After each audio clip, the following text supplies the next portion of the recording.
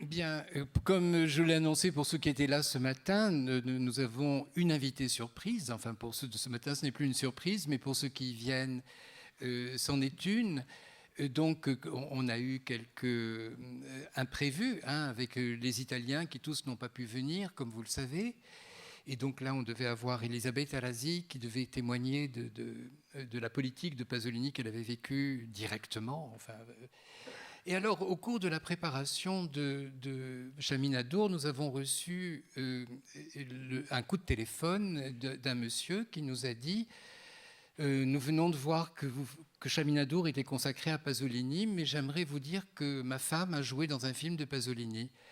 Et donc, c'est Madame Tessa Boucher-Racine qui joue un rôle important dans le film Les Mille et une nuits. Et donc, évidemment, c'est un témoignage direct, comme nous ne pouvions l'espérer. Enfin, on l'espérait, mais on ne le voyait pas venir. Et donc, voilà. Donc, moi, je suis très heureux parce que je pense que tous ceux qui ont vu le film Les Mille et une nuits ont été extrêmement touchés par un des épisodes, qui est justement l'épisode où joue Tessa. Et donc, simplement, en guise d'introduction, peut-être, on va raconter très brièvement, Tessa, comment s'est passé l'engagement, comment Pasolini vous a engagé. D'accord. Donc, c'était un peu un hasard, mais quand même un hasard. Buona fortuna, Zizza. Grazie. Je déclenche les films à distance. En fait, Pasolini cherchait une jeune fille française, très jeune, 12-14 ans, et parce que pour l'histoire de coproduction, il fallait absolument que ça soit une Française. Et il n'y avait pas d'actrice à l'époque, de jeunes actrices, parce qu'il n'y avait pas de rôle pour elles. C'était avant l'époque de À nous les petites Anglaises et tous ces rôles d'adolescents qui sont venus plus tard. Donc, ils avaient l'idée, lui, son chauffeur et son premier assistant, de faire les sorties d'école. Donc, c'était un peu louche.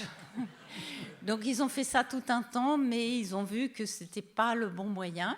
Ils ont essayé les jardins publics aussi, mais ça n'allait pas. Donc, finalement, ils se sont adressés à une agence d'acteurs, la William Morris. Ils leur ont demandé s'il n'y avait pas une jeune fille de 14 ans qui pourrait jouer dans un film.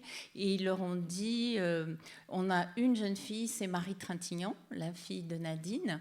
Et voilà le numéro de sa mère, appelez-la. Et ils ont appelé Nadine, qui a dit oh non, ma fille, ça n'ira pas pour jouer dans Les Mille et une nuits, elle fait trop française, trop européenne. Mais j'ai une filleule, et c'était moi, qui, elle, a un physique qui, à mon avis, conviendrait mieux. Et c'est comme ça que Pasolini a débarqué dans la salle de montage de ma mère, qui était monteuse de films, qui avait monté les films de Truffaut, et là, je me souviens plus ce qu'elle montait. Et maman s'est dit, c'est la gloire, ça y est, Pasolini vient me chercher. Mais non, c'était pas la gloire. Et il lui a dit, est-ce que vous avez une fille ? Oui. Est-ce que je peux la voir ? Oui. Et donc, elle m'a appelée en me disant, voilà, Pasolini va venir chez nous. J'étais toute seule à la maison. Je me suis dit, mais qu'est-ce que c'est que cette histoire ?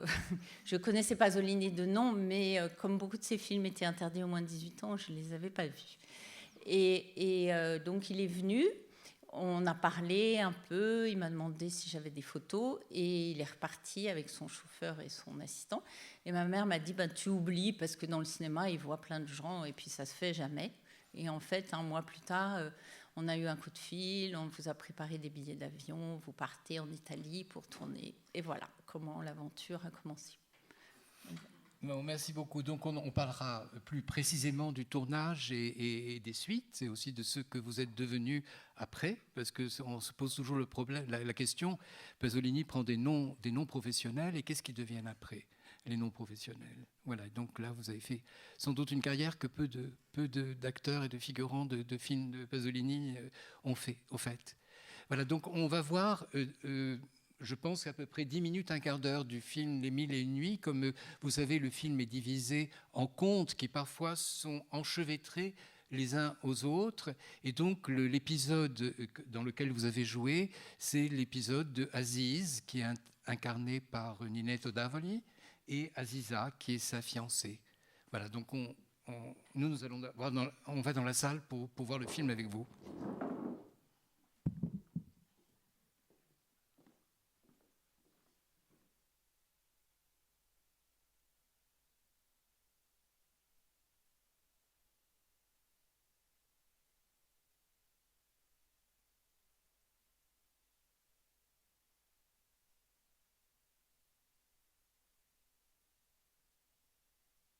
Aziz. Grazie. Tanta felicità Grazie. per te e Aziz. Vai. Addio Aziz, torna a trovarci, non dimenticarti di noi.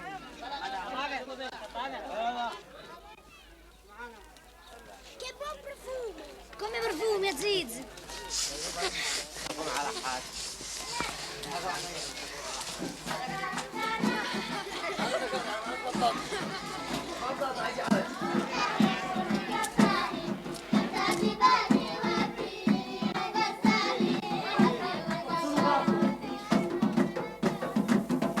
Aziz, sposina mia.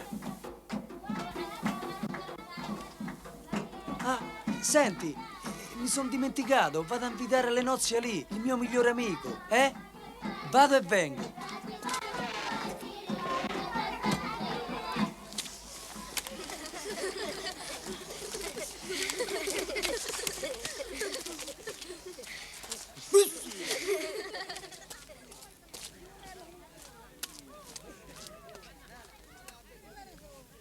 Cosa fai, Aziz? Aziz ti sta aspettando.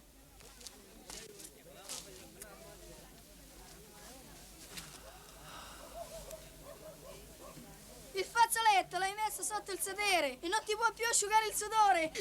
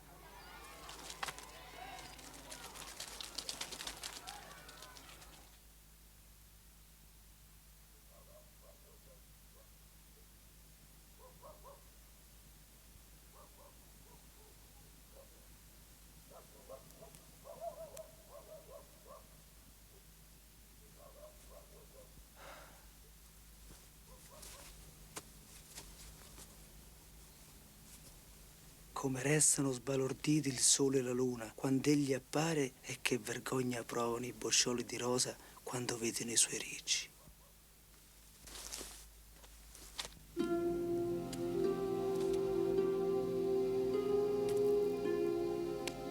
A quest'ora ti presenti. C'erano tutti qui, i cadì, le guardie, gli emiri, i mercanti. Hanno mangiato e bevuto. Ma tu non arrivavi e se ne sono andati. Tuo padre ha deciso di rimandare il matrimonio di un anno.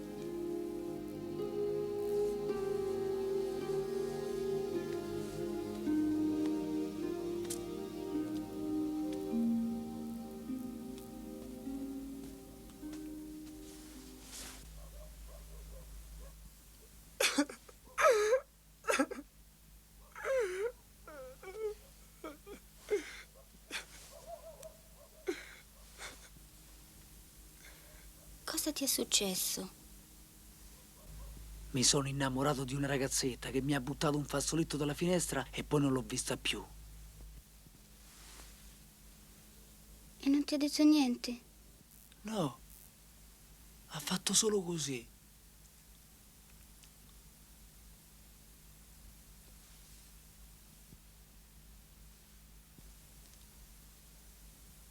Cosa avrà voluto dire con quei segni, eh? L'essersi infilato il dito in bocca vuol significare che sei diventato per lei ciò che l'anima è per il corpo.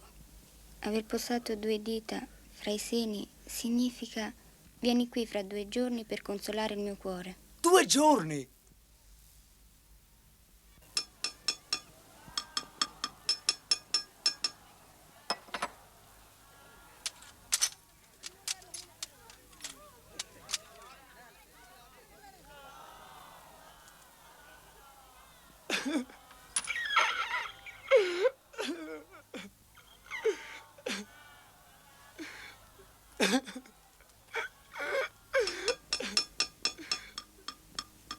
Aziz, Aziz, oh mio Dio, guarda come ti sei ridotto a stare lì senza mangiare, senza bere e senza dormire. Su, vestiti, fatti bello. Sta allegro, Aziz. I 2 giorni sono passati. Su, vestiti, svelto. Su, vada lei, che Dio aiuti il vostro amore.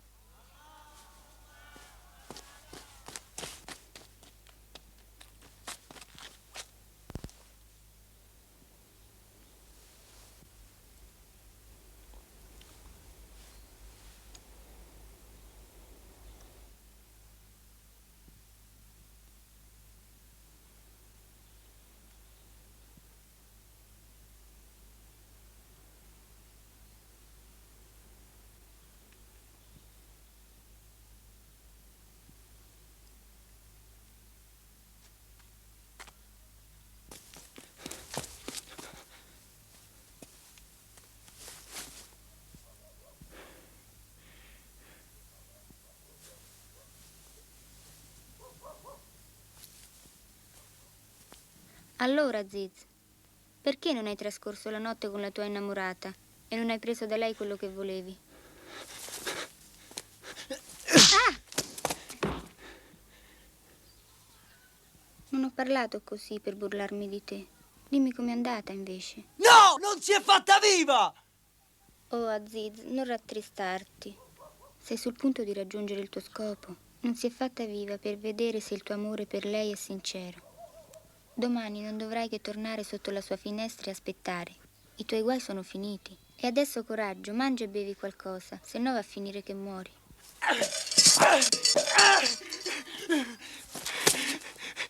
Chi è innamorato è come un pazzo e non ha voglia di mangiare e di dormire! Lo so bene. Questi sono i segni dell'amore.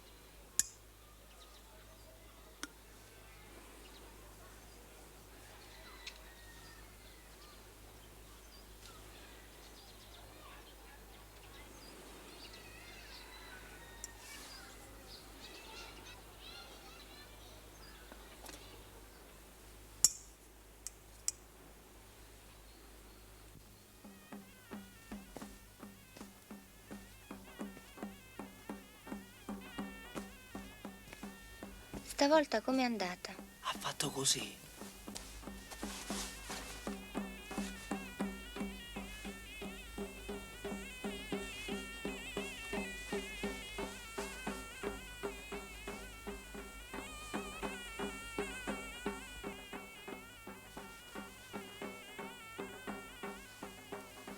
Cosa vuol dire? Pazienta fino al calar del sole. Quando l'ombra della notte sarà calata, vieni. Entra nel giardino che si trova in fondo alla città. Va avanti fino a che troverai una luce accesa. Siediti lì e aspettami, che l'amore che ho per te quasi mi uccide. Non è ancora notte, riposa un po'. E sono 8 giorni che non mangi.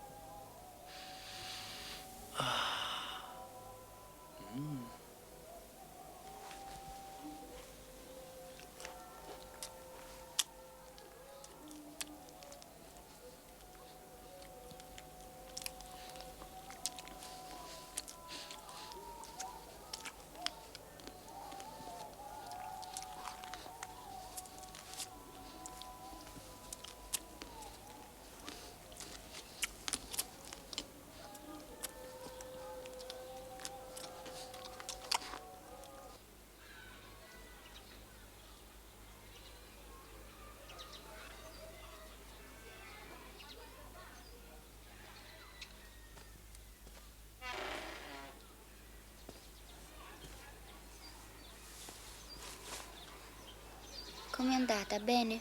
Ho fatto tutto come hai detto tu, solo che mi sono addormentato e la mattina quando mi sono svegliato sul ventre mi sono trovato questo.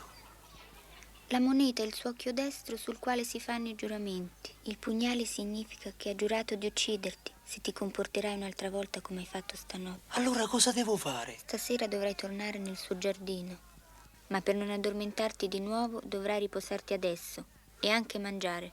Su, distenditi e dormi.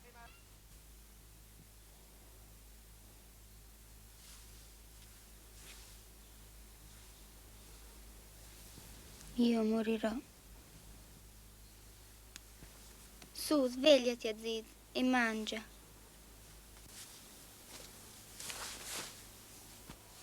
Non ho fame. Su, Aziz, mangia, non fare il bambino.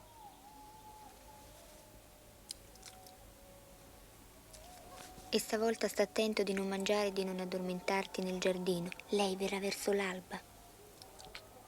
Però, Aziz, vorrei farti una raccomandazione.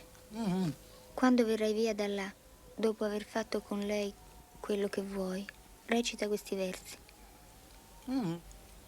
Dite innamorati, in nome di Dio, come deve fare un ragazzo quando l'amore diventa padrone di lui.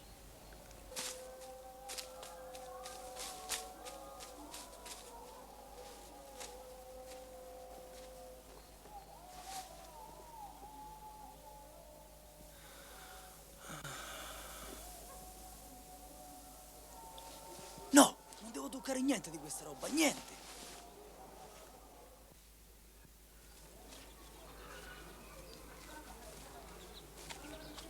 Aziz! Aziz, amore mio, mi hai aspettata.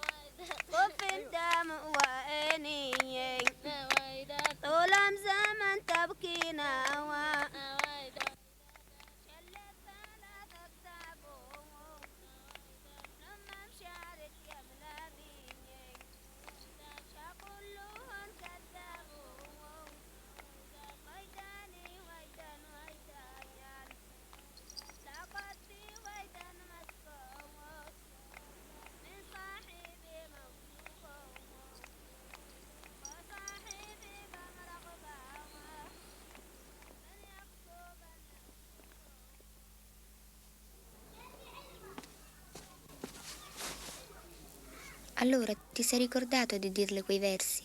Oh, mi sono dimenticato, perché mi sono distratto a guardare questa pergamena che mi ha regalato. No, guarda com'è bella.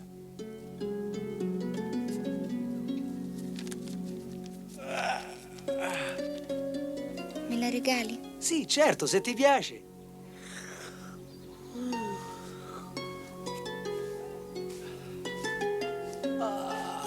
Domani, prima di lasciarla, dopo che hai fatto l'amore con lei, promettimi di dirle quei versi. Sì, te lo prometto, però adesso lasciami dormire. Ah, che sonno.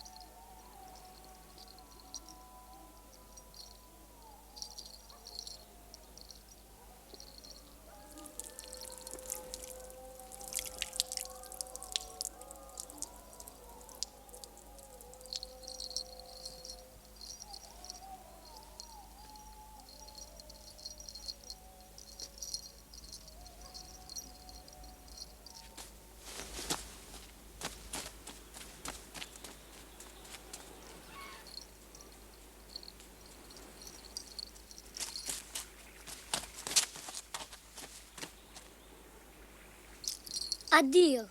Ascolta, dite innamorati in nome di Dio, come deve fare un ragazzo quando l'amore diventa padrone di lui? Si destreggia con il suo amore, nasconde il suo segreto, è paziente in tutte le cose con rassegnazione.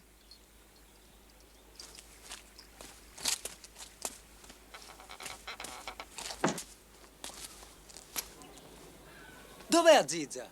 È su in terrazza, tutta sola, che piange. E cos'ha? Ma che cuore hai di lasciarla così, senza neanche chiederti di che male soffre?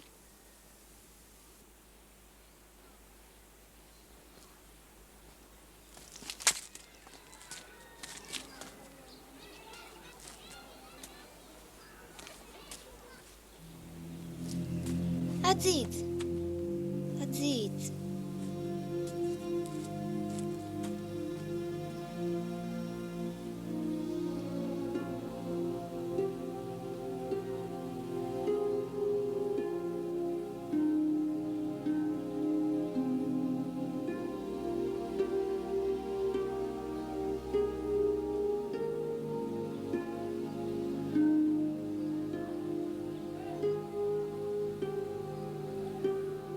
Allora, Aziz, le hai recitato quei versi?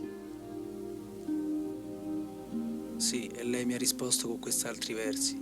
Chi ama deve nascondere il proprio segreto e rassegnarsi. Egli ha cercato di rassegnarsi, ma non ha trovato altro in sé che un cuore disperato dalla passione. Domani mattina, quando la lasci, recita i versi che ho detto ora. Hai capito? Sì, sì. Egli ha cercato di rassegnarsi, ma non ha trovato niente di più in sé che un cuore disperato dalla passione, amore. Se egli non trova la rassegnazione, per lui non c'è altro di meglio, forse, che la morte. Aziza! Tieni. Glielo hai detto i miei versi? Sì, e lei mi ha risposto, se non si rassegna la cosa migliore per lui è la morte. Noi abbiamo udito e obbedito, e quindi ora moriamo. Saluta per me colei che ha impedito il mio amore.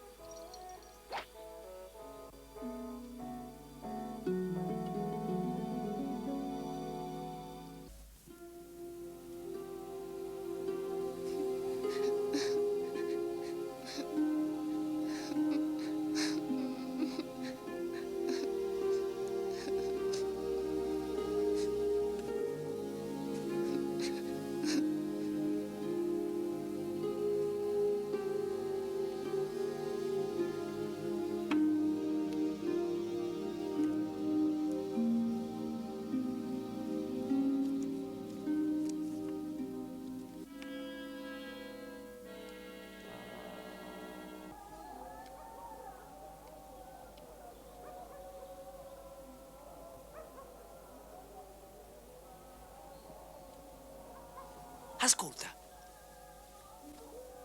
Noi abbiamo udito e obbedito, quindi moriamo. Saluta per me che ha impedito il mio amore. In nome di Dio, la ragazza che ti ha detto questi versi è morta. Se avessi saputo di questa ragazza non ti avrei fatto avvicinare a me. Ma cosa dici? È mia cugina.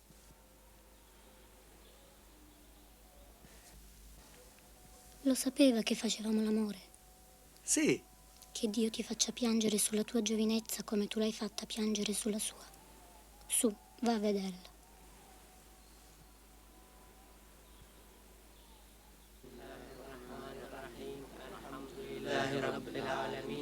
الرحمن الرحيم مالك يوم الدين إياك نعبد وإياك نستعين اهدنا الصراط المستقيم صراط الذين أنعمت عليهم غير المغضوب عليهم ولا الضالين آمين بسم الله. Ma questa funzione quanto durerà? Ce film, mais bon, C'est l'épisode où apparaît...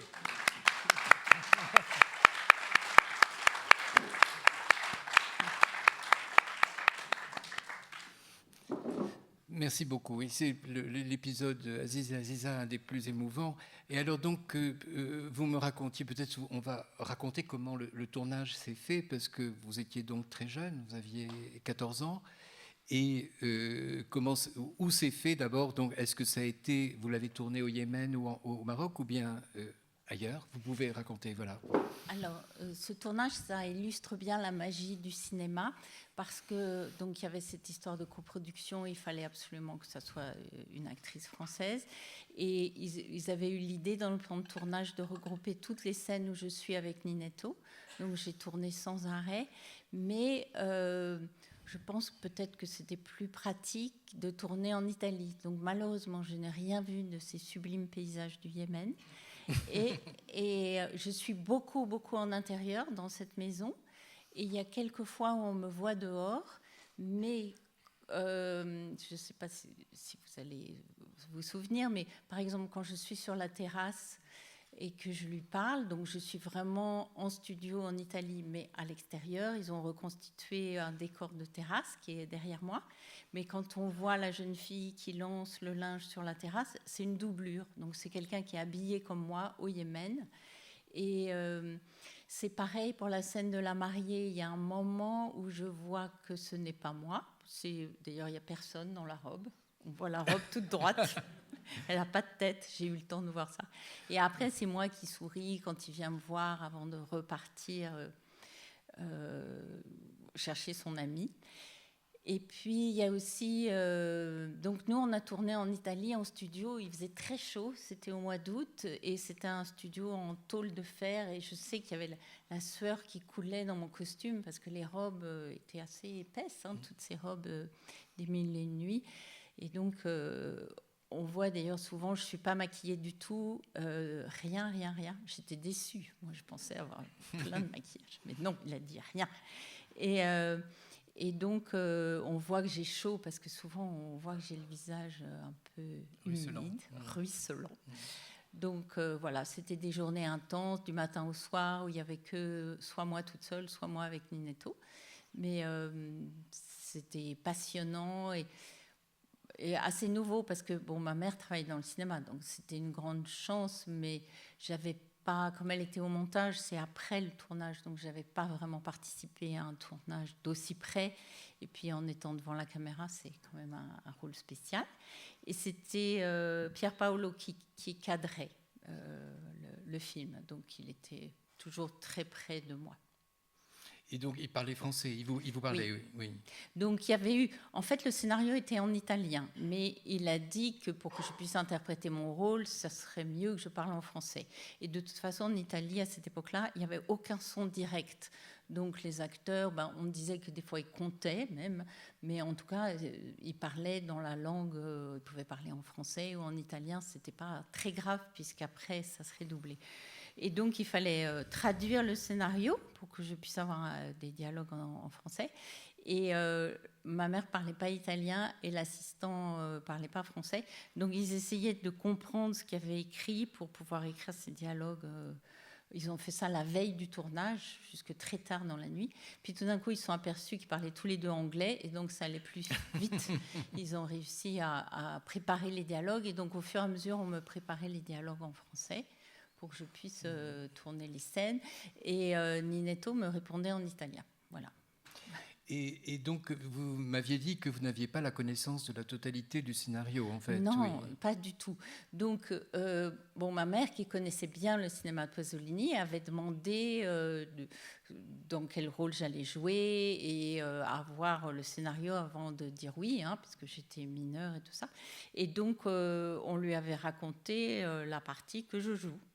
Et puis, on m'avait dit, il tombe amoureux d'une autre jeune fille. Ça, je savais, mais j'ai découvert toute l'histoire en voyant le film au Festival de Cannes l'année d'après, parce que je n'avais pas lu du tout toutes les scènes qui concernaient celle qu'on appelle après Boudour, la piquée. Et donc je ne savais pas, j'ai découvert. Mais j'ai trouvé l'histoire encore plus belle quand j'ai vu vraiment tout, même si, bon, à 14 ans, c'était un peu chaud. Mais Et donc, vous me disiez aussi tout à l'heure que les larmes que l'on voit sur votre visage sont parfois vos vraies larmes. oui, donc il y a plusieurs moments où je pleure. En plus, je me fais frapper. Donc, bon, c'était... Évidemment, il ne frappe pas en vrai au cinéma, mais il faut bien synchroniser pour que le geste corresponde à son geste à lui et qu'on ait l'impression que je suis vraiment frappée, tombée par terre, tout ça. Mais il y a la scène de nuit, là où je déroule le parchemin en pleurant avant de décider de mourir. J'ai cette petite robe blanche, là, un peu transparente. Et comme j'étais très pudique, j'ai dit à l'assistant à la mise en scène que je ne voulais pas tourner parce que je n'avais pas de culotte et que ça allait se voir. Et donc, Pasolini dit « Mais qu'est-ce qu'il y a ?» Parce qu'il voit que je suis assise sur le lit comme ça et que je ne veux pas me lever et rien faire. Et il dit « La petite, elle ne veut pas tourner parce qu'elle n'a pas de culotte et qu'elle dit que ça se voit et que donc, non, ce n'est pas possible. » Alors, ils ont fait venir la costumière qui a dit qu'à l'époque, ce n'était pas possible ou qu'elle n'avait pas ce qu'il fallait. Enfin, c'était un vrai problème. Donc, tout le tournage s'arrête et au prix de l'heure de tournage, on sait que c'est toujours un problème. Et donc, je me souviens bien, bon, moi, j'étais vraiment archi pudique, donc ils ne m'auraient jamais mis à nu, de toute façon, mais même là, c'était compliqué. Alors, ils étaient tous les trois autour de moi en train de me regarder. Mais on ne voit rien, mais je te jure, tiens, attends, mets-toi devant la lumière, on ne voit rien. Et donc, je vois sur le lit comment j'essaie de me glisser à genoux, là, et avec mon parchemin, et puis j'étais un peu quand même inquiète, on va dire. Et donc oui, il y a des fausses larmes et des vraies larmes de oh là là, quelle horreur, si on me voit, ça va être horrible. Mais on voit rien, finalement, on voit rien. Et donc, vous avez accompagné, il y a des photos sur Internet, d'ailleurs, vous envoyez, où on vous voit au Festival de Cannes avec Ninetto, oui. Et je crois qu'il y a également Inès Pellegrini, oui, oui. Et puis qui est celle qui joue le rôle de Zumurrud, pas la noire que l'on voit, mais dans un autre rôle, et puis vous donc. Et vous pouvez raconter comment ça s'est passé au Festival de Cannes? Alors, c'était extrêmement impressionnant parce que bon, c'était l'ancien palais du festival, mais il y avait quand même toute la montée des marches, les photographes dans tous les sens, des demandes d'interview et tout ça. Et moi j'avais aucune expérience de tout ça, donc puis en plus j'étais non seulement très pudique mais très timide, donc ça faisait beaucoup, mais ça allait, puis j'étais tout le temps avec ma maman, tout ça, donc ça allait. Et surtout Pier Paolo était vraiment très très gentil et avec moi, et pendant le tournage il avait vraiment c'était une sorte quand même de figure paternelle. Vraiment, c'était quelqu'un de très chaleureux, très gentil. Et pendant le festival aussi. Et il m'avait dit, écoute, en ce moment, je suis en train de finir, je crois qu'il était déjà... Non, pas au montage, il était au tournage, je pense. Je suis en train de tourner un film et il dit en riant, il n'y a pas de rôle pour toi. Et il parlait de Salo, les 120 jours de Sodome. Mais par contre, je vais en faire un prochain où il y aura une partie à Paris et là, je vais écrire un rôle pour toi. Donc, j'étais très contente et je crois qu'il m'aimait bien. Et il y a aussi autre chose que je voulais vous demander. Est-ce que après vous avez gardé des liens avec l'équipe? Est-ce que vous avez gardé des liens avec Pasolini? Non, parce que c'est comme ça. Après, j'ai travaillé pendant 20 ans dans le cinéma. Mais ce que je disais à René, c'est que quand j'ai tourné dans ce film, moi, je voulais être danseuse classique. Donc, c'était ma vie, ma passion, tous les jours, la danse, la danse, la danse. Mais après cette expérience de tournage, je m'étais dit, soit je serai danseuse, soit je travaillerai dans le cinéma, mais pas devant la caméra. Je suis trop timide, c'est trop difficile pour moi. Je veux faire comme lui, je veux être cadreur, je veux faire la lumière, des films, tout ça. Et souvent dans les films, les gens ne se revoient plus après. Et puis en plus, j'étais en France, pas beaucoup de gens parlaient français, donc il y avait pas. J'ai repris ma vie à l'école, à la danse, donc j'ai revu personne. Et Pasolini, après notre rencontre au Festival de Cannes, j'attendais d'avoir de ses nouvelles quand j'ai entendu la terrible nouvelle à la radio l'année d'après. Et comment vous avez réagi? Enfin, on peut l'imaginer. J'ai été bouleversée parce que dans mon histoire familiale, j'ai un père biologique, mais qui était peu présent, donc ça avait été vraiment une figure paternelle. Et puis je pense qu'il avait été comme ça aussi pour Ninetto, pour des tas de gens. Il avait, je sais pas, il aimait bien les jeunes, il savait être très gentil avec. Alors j'espérais vraiment continuer avec lui, apprendre à mieux le connaître, et puis aussi avoir l'âge d'aller voir ses films. J'attendais d'avoir 18 ans, tout ça. Et donc c'était vraiment terrible d'entendre qu'il avait été assassiné, et en plus d'entendre qu'il avait été sali, comme ça c'était raconté à l'époque. Sa mort était racontée de manière horrible, qui ne correspondait pas du tout à la personne que j'avais connue et qui me paraissait totalement impossible. Donc j'étais choquée, triste, et voilà, on m'avait enlevé quelque chose. Et après, pendant des années, j'ai vu ses films, j'ai lu des livres, j'ai essayé d'aller à sa rencontre, en me disant, on m'a volé la chance que j'avais d'avoir rencontré Pasolini, de pouvoir le voir et peut-être le revoir. Et j'ai essayé de le rencontrer au travers de ses films et de ses livres. Et vous m'aviez raconté tout à l'heure un détail du tournage qui est important, étant donné le rôle que joue Ninetto Davoli, qui donc trompe sa fiancée pour vivre un amour avec une autre femme.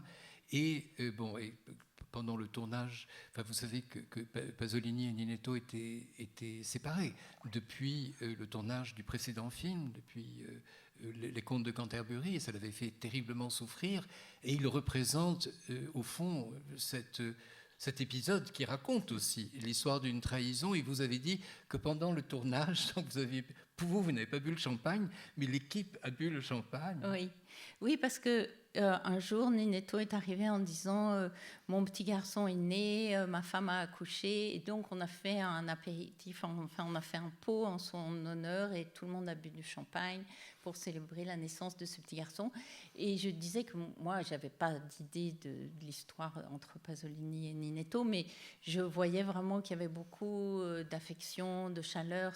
C'était très sincère. Il était très gentil avec lui, très content pour lui. Il y avait plus, s'il y avait eu de l'animosité, du chagrin, ça se voyait pas. Du chagrin, l'animosité, je crois jamais, mais du chagrin, oui, ça c'est sûr. Alors là, je l'ai pas vu. Peut-être qu'il a fait bonne figure, mais il me semble que ils avaient préservé leur amitié, donc ça devait être le plus important. Plus important, bien sûr. Oui, je pense que c'est ça. Est-ce que vous pouvez nous dire brièvement donc ce que vous avez fait ensuite dans le cinéma ? Après, donc j'avais cette idée, soit danseuse, soit travailler dans les équipes de cinéma, dans les équipes de tournage. Et puis je trouvais que j'étais pas assez bonne, parce que la danse classique c'est tellement exigeant, il faut vraiment être très très bon pour arriver à avoir une carrière. Donc j'ai décidé de faire une école de cinéma. J'ai fait l'école Louis Lumière, et après j'ai travaillé dans les équipes de tournage, dans les équipes de caméra. J'ai commencé avec François Truffaut, donc c'était une grande chance, sur Le Dernier Métro, comme assistante. Et puis après, sur Vivement Dimanche. Et puis pendant 20 ans, j'ai continué ma carrière, donc assistante, cadreur, directrice de la photo. Et puis, mais j'ai raconté à René que les femmes, dans cette époque-là, je suis sortie de l'école en 1980, il n'y en avait pas dans les équipes de caméra, c'était très macho comme milieu. Et il n'y avait aucune femme, donc c'était très difficile.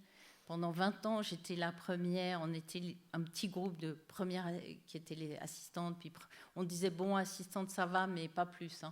Puis cadreur, ah non, c'est trop lourd, vous n'y arriverez jamais, c'est trop compliqué. Et puis il faut diriger des hommes, il faut être le chef d'équipe des machinistes et des électriciens. C'est pas possible. Ils vous obéiront pas, enfin, des trucs. Donc, mais on a été les premières à être chef d'équipe, comme cadreur et comme directrice de la photo. Mais c'était vraiment une lutte permanente. Et donc, au bout de 20 ans, j'ai déménagé. Je suis partie de Paris et je suis devenue réalisatrice de documentaires. Et j'en ai fait 6 pour la télévision. Et vous pouvez les regarder sur ma chaîne YouTube si vous voulez, si vous le dites à personne, parce que je n'ai pas le droit de les mettre. Vous pouvez nous dire brièvement quels sont les sujets de ces documentaires ? Oui, c'est vrai qu'en m'étant intéressée à Pasolini, ce que j'aimais, c'était vraiment son approche des êtres humains, sa grande humanité, et le fait qu'il aimait parler de choses vraiment du quotidien. Et c'était un type de cinéma qui me plaisait beaucoup. Et dans mes documentaires, moi j'ai fait des documentaires 3 sur la Seconde Guerre mondiale, donc les sujets sont peut-être pas forcément très proches, mais j'ai gardé de lui cette façon d'aimer les êtres humains en fait, et de les filmer toujours avec beaucoup de respect et écouter leurs paroles et pas de jugement et tout ça. Et donc ça a été toujours ma ligne directrice. Donc 3 sur la Seconde Guerre mondiale, 1 sur la Première Guerre mondiale, 1 sur Sophie Vouzelot, qui est la jeune fille sourde qui était dauphine de Miss France, et 1 sur la classe moyenne déclassée, c'est-à-dire les gens qui vivent avec pas beaucoup d'argent et qui ont du mal à s'en sortir. Voilà. Et après, j'ai travaillé. Depuis, je travaille comme psy, parce qu'il y a beaucoup de fous dans ces métiers-là. Non, mais c'est très difficile de vivre dans l'audiovisuel. Ça ne l'était pas dans le temps, puisque ma mère a été travailler à 75 ans, donc c'est vous dire, parce qu'elle aimait son travail, donc elle a eu des propositions de travail jusqu'à 75 ans. Mais moi, je voyais que les temps étaient différents et que pour vivre de l'audiovisuel jusqu'à la retraite, c'était quasiment impossible. Donc j'avais anticipé en faisant une formation pour être psy, et là, je travaille comme psy. Et vous êtes dans la région? J'habite à côté de Limoges, oui, ce qui est pratique. Voilà, ce qui est pratique. Écoutez, je vous remercie beaucoup. Je sais peut-être donner la parole au public si quelqu'un veut poser une question, parce qu'on a la chance d'avoir une personne qui a été un témoin direct de Pasolini, qui est l'unique parmi nous. Donc si quelqu'un a envie de... Il faut redire le nom de madame. Ah oui, donc mon nom sur... le générique. Le générique, c'est Tessa Boucher, qui est le nom de ma maman. Tessa Boucher. Voilà, et plus tard, j'ai le droit de porter le nom de mon père, que j'ai toujours, qui est Racine. Donc pour les documentaires, il faut chercher Tessa Racine, et pour Pasolini, c'est Tessa Boucher. Bonjour, j'ai une petite question. Vous nous avez indiqué qu'à l'issue du Festival de Cannes, Pasolini vous a dit que voilà, il vous appréciait et vous proposait le prochain rôle pour son prochain film, c'est ça? Il m'a dit que j'aurais un rôle, je ne savais pas quoi, parce que c'est Ninetto qui a le rôle principal dans le prochain film. Mais il y a une séquence où il y avait une partie du scénario sur Paris et il ne m'en a pas dit plus. Alors, question à Monsieur Tsekati, de quoi pouvait-il s'agir? Peut-être d'un Saint-Paul? Ça peut être un Saint-Paul. Ça peut être un Saint-Paul, oui. Ça peut être Saint-Paul ou ça peut être Pornoteo Colossal. Oui, peut-être, Hervé, tu peux répondre. Oui. Il y a une partie à Paris, alors je me suis dit, c'est peut-être ça. Quel rôle? Alors là, j'ai aucune idée. Oui, je ne sais pas. Je ne sais plus, dans Paris, je crois qu'il y a quelqu'un qui est comme une reine, qui serait peut-être un rôle non violent, oui. qui ne serait pas comme Salo, parce qu'il y a une partie qui ressemble à Salo dans Pornoteo Colossal, et puis il y a des parties qui sont au contraire très, très douces. Oui. Donc peut-être celle que Toto voit passer comme une reine dans une grande voiture. On peut imaginer. Pas savoir. Ouais. Mais sinon, il y aurait il y a eu un projet de Gilles de Rais, mais là, ce serait bien pire. Oui, c'est ça. Et le Gilles de J'étais Rais, pas mûre encore. Voilà. Mais le Gilles de Rais, on a juste un mot de Pasolini, on n'a pas de traces de scénario, tandis que Pornoteo Colossal, il est même disponible, je l'ai traduit, on l'a en français. J'essaierai de le lire parce que je l'ai jamais lu. Je crois qu'il est en vente, là. Je pourrais vous le trouver si je le trouve. Merci.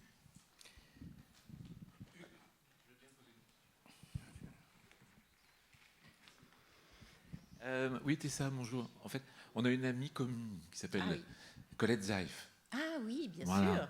Et moi, je me suis servi avec des élèves. Qui est dans un de mes documentaires. Oui, parce que voilà, un très beau film que vous avez fait sur les enfants cachés. Les enfants cachés en Limousin. Voilà, donc je m'en suis servi en classe avec des troisièmes. Formidable, oui. Mes films ont été faits parce que c'est des documentaires historiques pour rester. Beaucoup des témoins sont décédés, surtout des gens plus âgés que Colette. Et Les enfants cachés, Thérèse Menot qui a été déportée, qui était une résistante en Limousin, et puis le film sur le camp de Nexon, qui était un camp d'internement français qui était à côté de chez moi. Donc j'ai eu la chance d'interviewer des témoins qui avaient été internés dans ce camp ou qui avaient connu les camps. Et ils sont là pour pouvoir être montrés dans les écoles, ou, voilà, pour que ça existe, que cette mémoire existe. Et je le conseille au public, donc voilà, vos films sont de qualité. Et j'avais aussi une question par rapport à Pasolini. Est-ce que vous vous souvenez un geste de Pasolini qui serait resté comme ça? Il me semble qu'il faisait des choses avec ses lunettes, qui remontait ses lunettes comme ça, quelque chose comme ça. Et je me souviens de son sourire, parce qu'il avait un très beau sourire qui illuminait son visage, et des yeux très noirs, un peu comme Truffaut d'ailleurs, très intelligents. Il y avait des similitudes entre les deux, entre François Truffaut et Pasolini, au niveau de la taille, au niveau de l'intelligence aussi très vive, et du regard comme ça, très intense. Et de la rapidité d'esprit. Oui. Oui. Merci. En tous les cas, on a parlé beaucoup pendant ces réunions de la peinture, et je pense que nous avons été nombreux à être frappés par la ressemblance de votre visage avec les portraits de Fayoum. On a l'impression de voir un portrait de Fayoum. Je pense que c'est une des raisons pour laquelle il vous a choisi. Oui. Bien, si personne, de toute façon, Tessa reste avec nous. Enfin, je pense rester un petit peu avec nous, donc vous pouvez bien sûr vous parler, et on va passer à la suite, je pense. Merci beaucoup, Tessa.